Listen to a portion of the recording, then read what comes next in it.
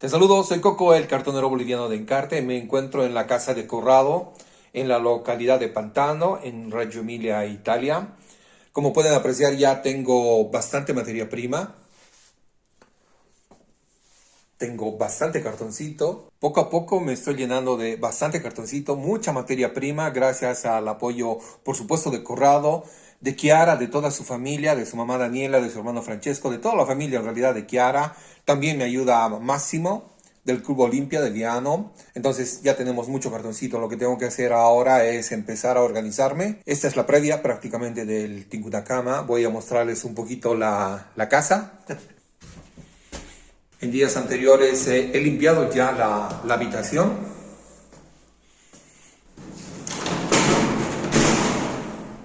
Del corte.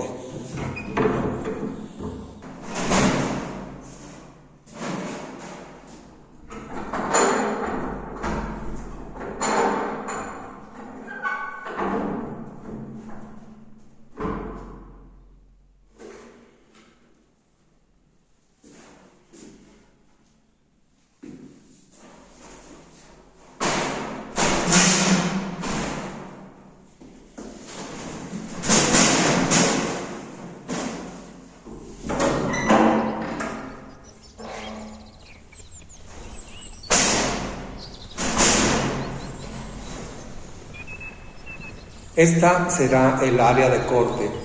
Como pueden apreciar, hacen falta muchos arreglos que los vamos a ir realizando en tanto preparemos todo el material de cartón. E inicialmente voy a llenar este espacio con cartones para poder cortarlos a medida, para poder laminarlos y seleccionarlos de acuerdo a sus características y a su tamaño.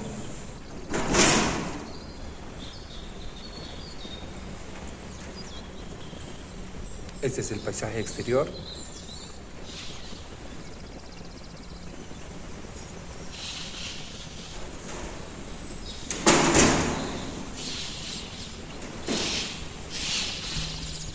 La parte posterior de la casa. Estamos rodeados de muchos árboles. Se siente mucha energía, se siente mucha vida. Vamos a comenzar trayendo todas las cajas de cartón y seleccionándolas. Bienvenidas y bienvenidos.